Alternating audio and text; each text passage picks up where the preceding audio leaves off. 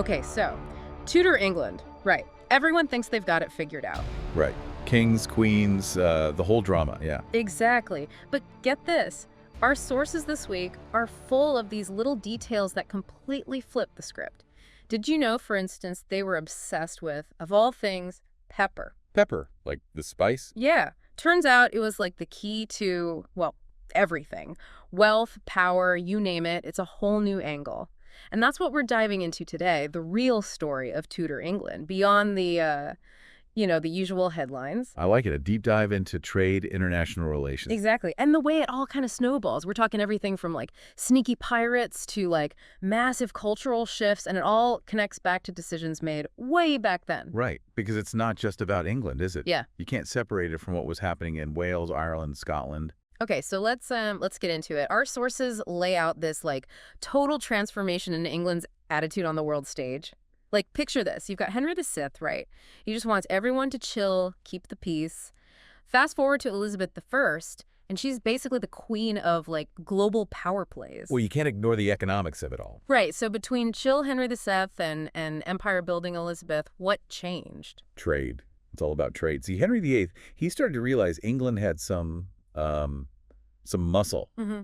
But Elizabeth, she saw the long game.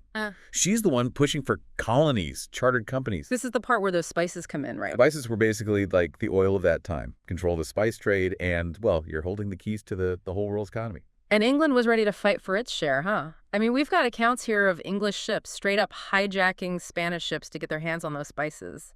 Talk about high stakes. Were they really willing to risk it all for some pepper? It tells you just how valuable it was. Think gold rush, but for peppercorns. England was playing hardball. They knew to be a big player on the world stage, they needed those spices. Wow. Cutthroat. Okay, so that's England going global. But then there's how they handled things closer to home, right? Wales, Ireland, Scotland, totally different story. Our sources make it clear it's not as simple as just like England conquers all. Definitely not. Very different situations. Yeah, so let's start with Wales. One thing that stuck out to me was Henry VIII's background. He was Welsh, right? So that must change things. Oh, it did. I mean, his heritage definitely impacted his strategy in Wales, but that's not to say it was all, sunshine and roses. Because they still, like, pushed their laws and stuff on the Welsh. Exactly. England brought in their legal system, their language. It had a huge effect on the Welsh language, on their whole way of life. But the Welsh held on to their culture, though, right? I mean, our sources mention these Eisteddfods. What were those all about? Ah, the Eisteddfods. Those are celebrations of Welsh culture, music, poetry, you name it. Think of them as this, like, powerful statement. It's the Welsh saying, we're still here and our culture matters. That's so cool. Centuries of, like, holding on to their identity. That's powerful. Okay, so you've got Wales, which is this long process of, like, blending together. And then there's Ireland. That was way more intense based on these sources. Yeah, Ireland was a struggle. Centuries of it, actually. You had England constantly trying to impose its will and, well, the Irish pushing back every step of the way. And religion was a huge part of it too, right? Absolutely. Yeah. You had Protestant England trying to control a largely Catholic Ireland. Hmm. And honestly, that tension, it never really went away. You can still see the legacy of that in Northern Ireland today. It's a big part of their political and social landscape even now. It's crazy how far back those divisions go. And then there's Scotland. Always kind of caught between England and, well, not being part of England, right?